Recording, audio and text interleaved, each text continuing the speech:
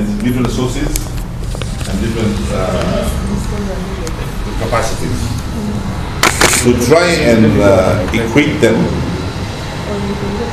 within the UN, that every country, that either in terms of category of their resources, or their sizes, or their capacities, then I don't think the UN will be functional, because it is everybody in the General Assembly are treated equals. The only difference is in the Security Council. But some people there, they look at UN and look at what the Chinese are doing. Because they used to be one superpower, but now they are very many superpowers. And we are seeing, as a country, we are where we sell our goods. What's first important? Because it's what you get from what you sell. I don't know, how this has been explained. Why should we have a big office in Geneva and have a smaller office in China or in India? Or the two, where do we get more? That's it. Something which I don't understand. But, you know, yeah, we're talking about two different things here. The political dynamics of international dynamics, political and security-wise. You should not underestimate the impact of the office of the UN in Geneva. It is so critical that it overwhelms that office of US in China, that you want to sell coffee, you want to trade and whatever. Over and above trade is you have to ensure the viability of your government. Yeah. Then you talk about trade. Yes. Let me explain to him, because without being a viable government, you cannot do anything else. Now, in Geneva, we talk about the Human Rights Council, which you have to be, on top of, whether you want or not. The WTO is in Geneva, WHO, ILO, the issue of refugees. So, I'll have a debate on this. We have to present this to Parliament. I actually have two issues here I wanted to bring to the attention of the looking at your brief here, I have seen a number of challenges that you presented before the committee, which among most of them are actually linked to limited resources or limited budget of the Ministry of Foreign Affairs. And when you look at what you... Where are you? The brief. I'm actually... Page 14, last page. Yes. Other challenges. The brief by the Minister. Limited implementation of commercial and economic diplomacy, and I want to believe it is because of the limited budget. That is why we have not been able to implement to 100% as we wish. Then lack of budget to open missions in strategic places, for example, South Korea and the rest of it all. And all this is linked to the budget. And then when you get back to the first page of the brief, my concern is, if in the last financial year we had the 52+ billion, what explains the reduction to 30 billion? I don't know, has the budget officer come back? No, and yet we are presenting these challenges still of lack of budgets or limited budgets, and the budget instead has even declined further. I expected an increase, because we were talking, like the last time we had meetings, we had actually proposed strategic areas that the ministry would think of opening, like you've actually identified missions. But instead of having that being implemented, we are still lamenting about it. And what explains? And actually adding to what my vice chair is saying, the money that had been allocated, that had been reduced, it had been aligned to activities. yes. How are you feeling that virtue? Because those activities would not be carried out, and they are still standing to be done. So what do you do about it? Maybe we need an explanation why the reduction in the budget. Another one is affecting ongoing projects. And economic diplomacy. Now, if it is an ongoing project and we are carrying out a renovation of a mission somewhere, does it stop on the way when already some resources have already been transmitted for the work? So these are the issues which we really wanted to, know. Then we know if we are doing this in this country, we committed this amount of money. If we stop now abruptly, what does that one translate into? Stagnation of that project, and that would be a lot. The problem is, when you are planning, Yes. you are selecting. That's what I thought here was to say, where is the vital parts? Otherwise, you're not carrying out everything as it was. It's not possible. I don't know.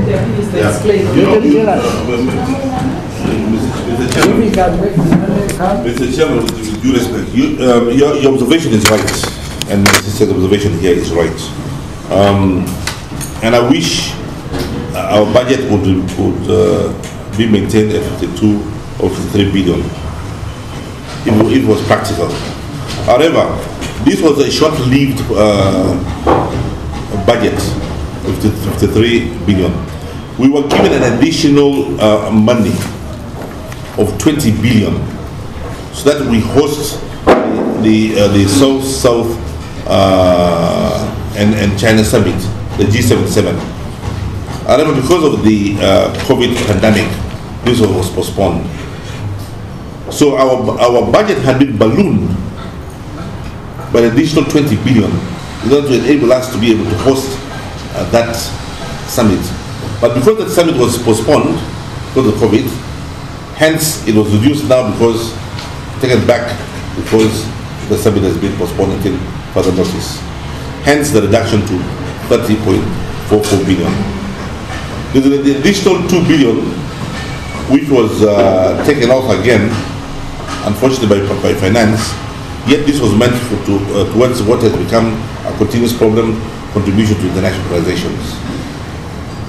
This is the explanation for the reduction in our budget. Because it has been ballooned temporarily, just temporarily, to enable us to be host the G77 summit, South-South cooperation. But unfortunately, again, on top of taking back that money, they again took another 2 billion, which we thought should have remained because our international obligations, contribution continues accumulating on a yearly basis. Yeah, Honorable Minister, these are the concerns we have as a committee of parliament. Because once we identify activities and we really consider them as important for funding, and the funds are not forthcoming, that translates into non-performance. Mr. Chairman, I totally agree with you. Mr. Chairman, one of the things I've always told you is that I do not know how we can hold Minister of Finance to task. That once it is an agreed budget, based on activities and based on planned objectives, then every year it becomes a habit of them to rescind on agreed activities and agreed plans thereafter. This has now become an annual thing which they do. Hence, every year we always come back to you and tell them we have these challenges which are enormous, and they're really main challenges. Juba offices, our chancellery and mission in Juba is incomplete. We have,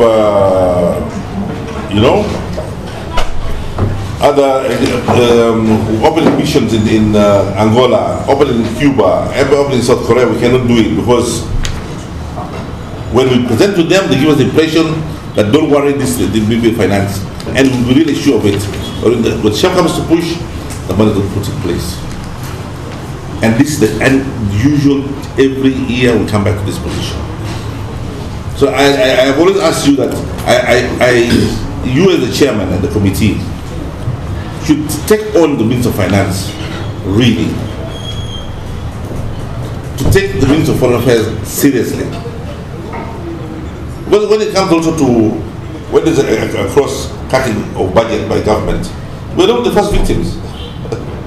These people travel too much, these people travel too much. Well, what is there in foreign affairs apart from half of our job is to travel? And if you don't travel, your flag is flying on the table, empty, practically empty. At the international meeting, those who organize the meeting will put your flag there. If you don't come, your flag will be there empty. When they talk against your country, or they talk something, you cannot respond. When they're distributing resources, for example, the OIC, when there's opportunity for you to canvass for something, especially the OIC, when the opportunity for canvass for a college, for institutions, and this, if you're not there, others get it. And our neighbors are very good at it. You see the amount of money OIC puts in Rwanda, in Tanzania here. It's amazing. And yet, let me just finish. Yet when it comes for us to support these countries for their candidatures, for their whatever it is, we all start supporting them. We support them for whatever they want. But when it comes to us now to get something from them, we cannot get from them because we don't participate. Maybe, Mr. Chairman, I don't know what strategies we can use in as far as resource mobilization is concerned for the Ministry of Foreign Affairs. What the minister is talking about is exactly what they talk about Foreign Affairs Committee. Because they give us the same budget as to the other committees. Yes, are we together? And then they question, but what is your productivity? We all know that our major role is to check on missions and see how they are performing and also their challenges. But you cannot give us the same budget as the budget of agriculture here in and budget of those committees that are just local here. So I think our government really underestimates the role of foreign affairs at the ministry and also here at Parliament. And that's why you talked about the meeting with His Excellency the President. Because we know that countries, how much they inject in foreign affairs policy is what they get. Yes. You see, when you talk about Rwanda, and then everywhere you see Rwanda sponsoring, even these premium matches, will put people putting on Rwanda jersey, you take it for granted. But they're advertising their what? Their country. I think, Mr. Chairman. But when you tell finance about Rwanda, I said, you don't hear that. You see? Why do you go to Rwanda? People come to Rwanda for tourism. Yet, after getting to Rwanda, they come to Uganda. Are we together? But the main entrance is Rwanda because of their advertisement, the way how they advertise. They're advertising our gorillas, and yet. So I think, Mr. Chairman, we need to see, or even to have a meeting with Minister of Finance, a very critical meeting, so that we can really interest them, so that they can know the role of foreign affairs. Let us look at other countries. How are they manning this ministry? Because it is very important. It is the eye, it's the face of any country. Without good foreign policies, we are nothing. Mr. Chairman. Yes, sir. For the last 10 years, in the Ministry of Foreign Affairs, we have failed even to have a small Christmas party for staff. Even for staff. Ideally, when we have a Christmas party, we invite foreign diplomats. Yes. But they invite us. At the end of the year, they also have inviting minister here. Sometimes I feel that I should not go because I cannot invite them. Here in Kampala. Because we talk about independence celebrations. Even foreign missions. Yes. And we had to put a budget of 10,000 $10,000 yeah. to celebrate our independence. Now, when you celebrate independence, you invite other foreign diplomats in the mission. Yes. It's there when you engage and talk to people. Even things which you don't expect to talk, you can resolve them in that small party. I am engaged, I am so every week invitations to have lunch with the German ambassador, the EU ambassador. You know, it is embarrassing. It is just embarrassing. Okay? That when my turn comes, I cannot. And I now these days just for find excuses. I find excuses. Oh, I've got up countries because. What if you don't do it? No, every time you're going to pass home, you're going to pass his home. Why is this guy inviting me? You know, why is this guy inviting me? It becomes a problem. In fact, Honorable Minister, you know, it's human. We have been asking ourselves. Yes, Mr. There is something called there is no free lunch. There is nothing called free lunch. When an ambassador invites you for lunch, okay, there is a mission for that lunch. He's not giving you free lunch. I also want to invite them for lunch with a mission, with a purpose. Where? Okay? Every year I'm disturbing this man. This year I want to make sure I want all the African ambassadors to be able to invite them and I splash on them. Where do we begin? But that's what I wanted to say. So that, you know, the African ambassadors, when you have an issue, they stand with you. They even when you invite them all in the hall. Minister Potas had a briefing recently of these ambassadors. If we consolidate with the African ambassadors, with them, when these Europeans are talking rubbish, we don't have to talk. They still talk on our behalf. We don't even have to open our mouth. They always defend our position. Now if you don't even your own brothers and sisters, you don't even invite them, huh? Well, how do you expect him to stand up and talk for you? It's a challenge. You invite visitors here. Special envoys come, special visitors come here.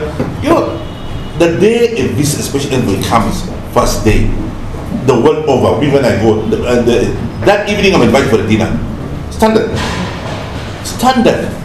When I have a special guest come to Uganda, that day I should host him for what? A splash dinner. I invite the chairman of the political committee, I invite this, when a special envoy will come here. I invite them to the airport to Muse, I disappear. You know?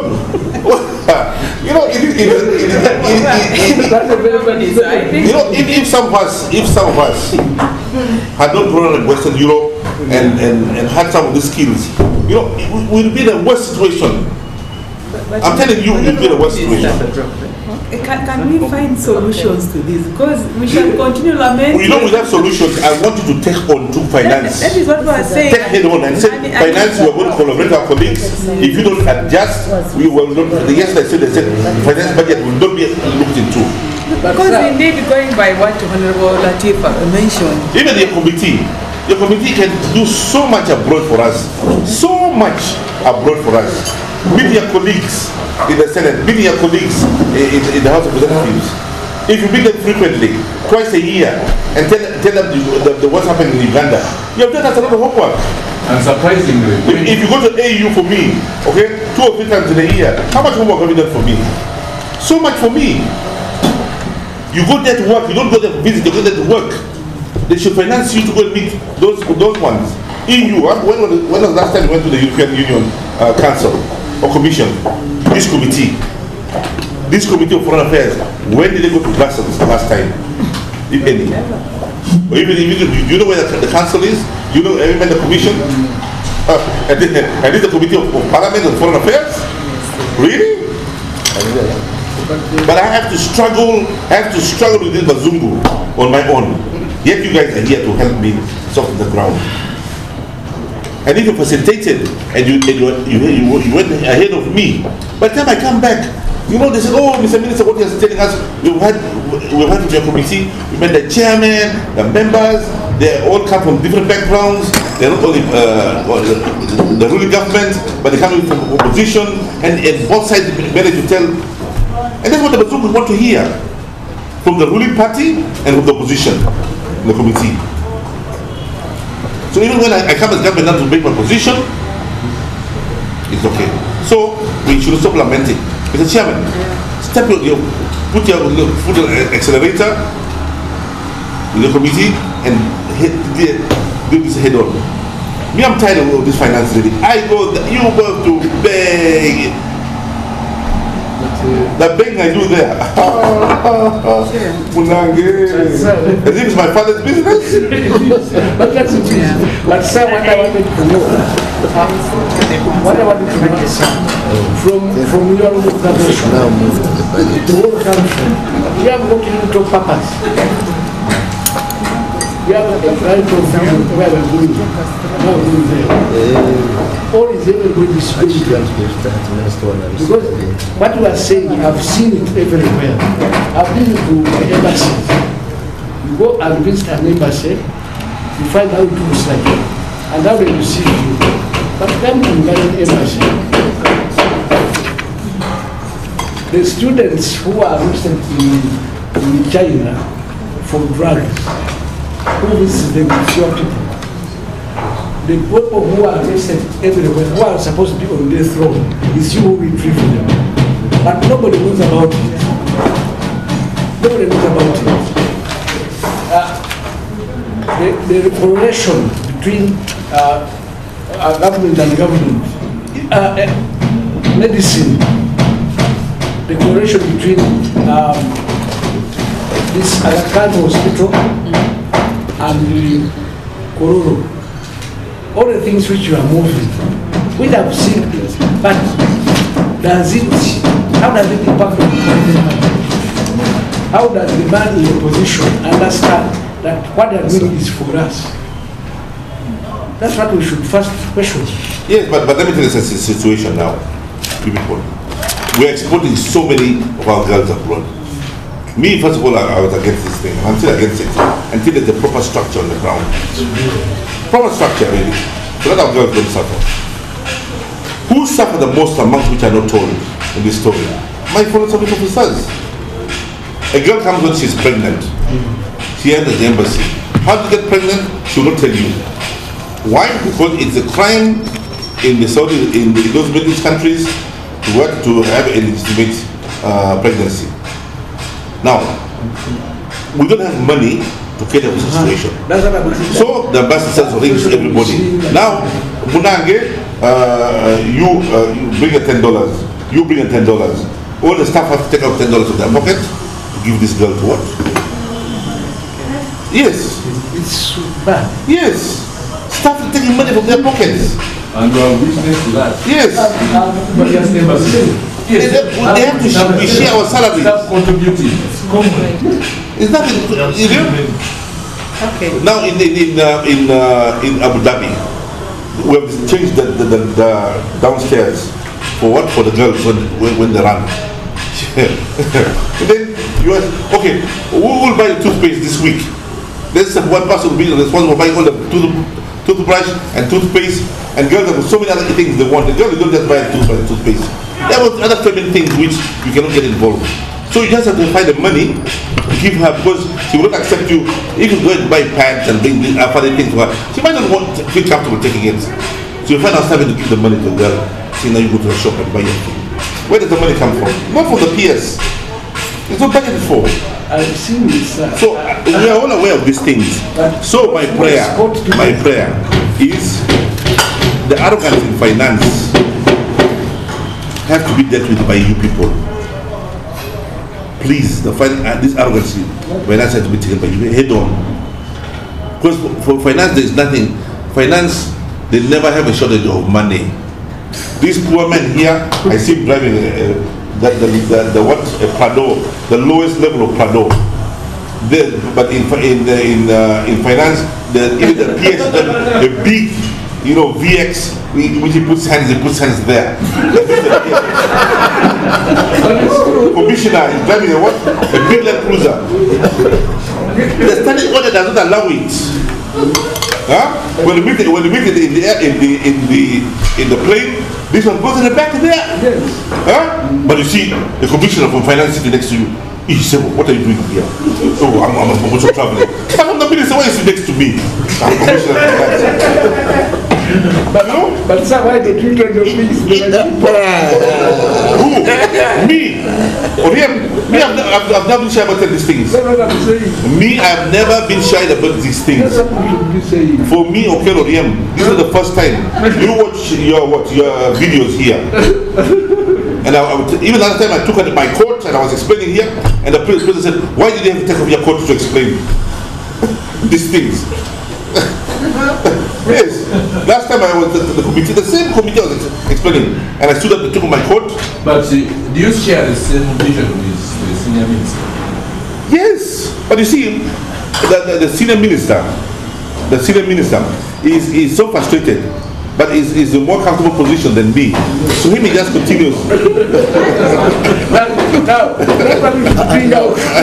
I think But now no, but you see, You are on the same page. but it's unfair. It's unfair for my senior minister to use his own resources. There was a day I had to fly on a Sunday. There's a day I had to fly on a Sunday. There was no way you could get money. I had to travel. Come rain or shine, I had to travel. The senior minister had to buy me a ticket. Using his own money. Yes. Is it fair? It's not fair. Even though, no matter how rich he is or how poor he is, it is not fair. Chair. So In other words, at times the senior minister sponsors ministerial. He supplements. Chair. I think now let us realign ourselves to Yeah, but I think we don't need particularly to, the budget. we don't need to put a point there. I think we have kept on.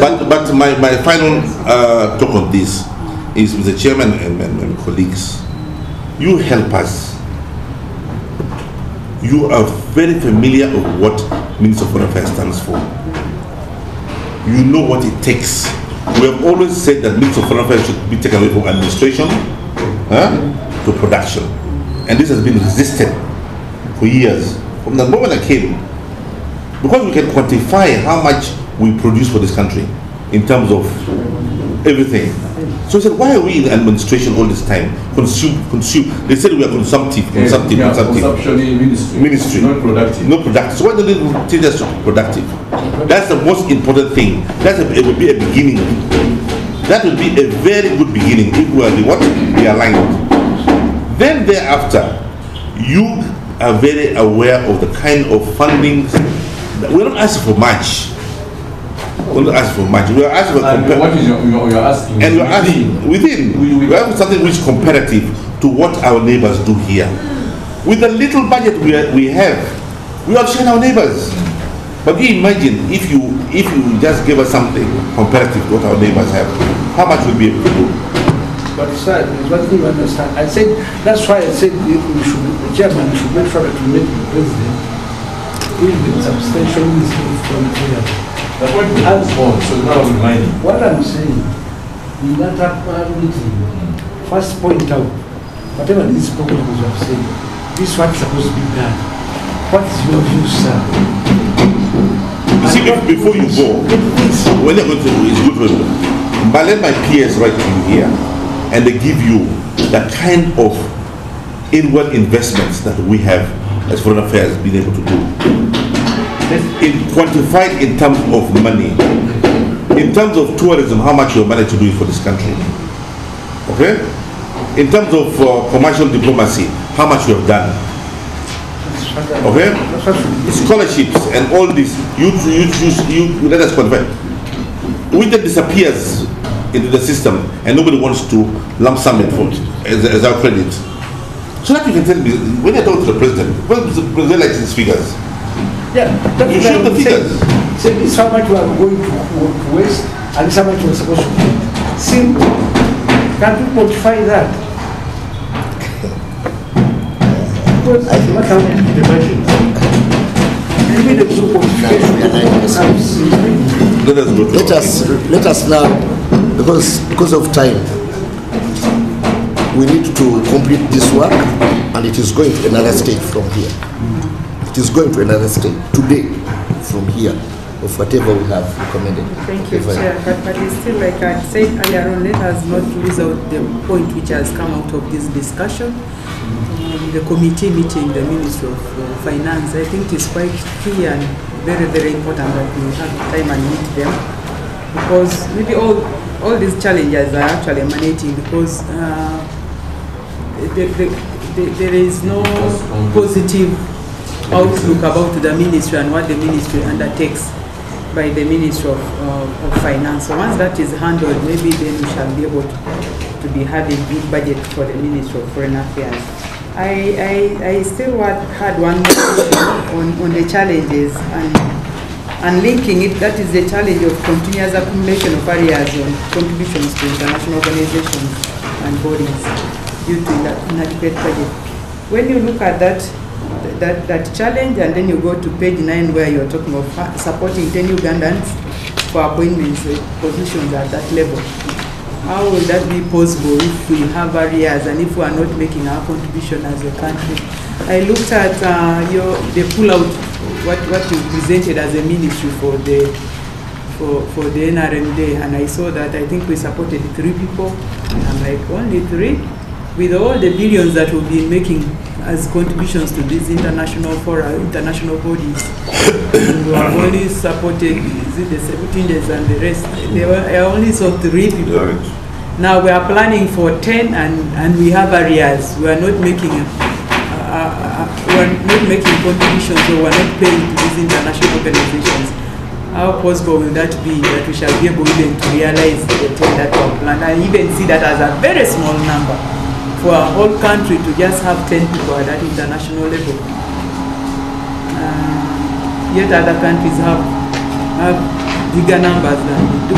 Of course, I know it is compounding to the challenge the ministry has explained here, but I think we can still be able to do better. Or could use that as a justification to negotiate for increased budget for the ministry, so that we will not really have our budget remain constant, as far as I'm even concerned. Because when I even looked at it, it's like the figure is really constant. Don't we have salary increment, annual salary increment to the staff? Because if you're having even the wages from last year up to this year, it is all the same amount. So don't we have salary increments in our ministries or agencies? In fact, to supplement her, it may not necessarily be increments alone, but appointments that come to the Ministry of Foreign Affairs are not generated from the ministry. They are generated from the appointing authority. And the appointing authority would appoint someone at any time, sometimes when the budget has already been done. So what do you do about that? How do you cater for someone? Because if it is salary, the salaries are being faced. For staff both here at headquarters and abroad, how do you cater for a newly appointed ambassador? Has an appointment letter. Means this person should start earning. So how do you make interventions in such issues? Then people will say, we are on curtain. We are giving my appointment, I'm here for 1 year. I cannot go to report to the station. So these are things that we should avoid, because they are embarrassing. No, but fine. If Foreign Minister, I think they are strong enough to inform the President, I'm not going to be the one who have made the meeting. Why do they wait for people to fail? And then they made them minister ambassadors. Is it appeasement? What? And is that man prepared to get an ambassador anyway? I don't think that. I think the president says. The president always says, "My father's house has got what? Many rooms." So I think on those bases. I think these are the answers. But always our challenge has been because those who fail are equivalent to those who die. Yeah. Well, in the Bible, when they say my father's house got so many rooms, it's welcome those who die, the spirit of those who die. Mr. Chairman. Yes. When you look at other challenges, number one, the inadequate institutional capacity to provide financial services for distressed Ugandans abroad. I can understand it's Middle East, but Kenya, Ugandans, distressed Ugandans in Kenya, in Kenya, where we could have a bus or how many are there, come back to Kampala, where we have even our bombardiers, where we can send buses. What are these Ugandans in Kenya? How it's not distance. Why are they distressed in Kenya and they cannot come back here? No, what I'm saying, we can understand those who are distressed in the Middle East and the Far East. But when it comes to neighboring countries, which is just a stone's distance away, and we can use all the available means of bringing them back, and then we still talk about distressed Ugandans in Kenya. Secondly, Mr. Chairman, when you look at number 3, slow rate of acquisition of development and maintenance of properties employed. I think I've talked about this for so many years. And we even talked about the use of NTR. Is it NTR? Yes. Altogether. That some of these missions collect money. Unfortunately, they forward the money to the center, even if they have serious work to be done at the embassy. And when the money is sent back to Kampala, it takes ages to do what they're supposed to work on. Is there any way how we could? Because I know that there are some missions that have been allowed to use the NTR to work on some basis. How can it be a policy? Because we know that sometime back they used to use this NTR, but it was overused. So they said, no, let the money first come back to the center and we will reallocate. But we have seen missions in solid state, and yet they tell us they are contributing a lot, they are getting a lot of money, and they send it back to Kampala.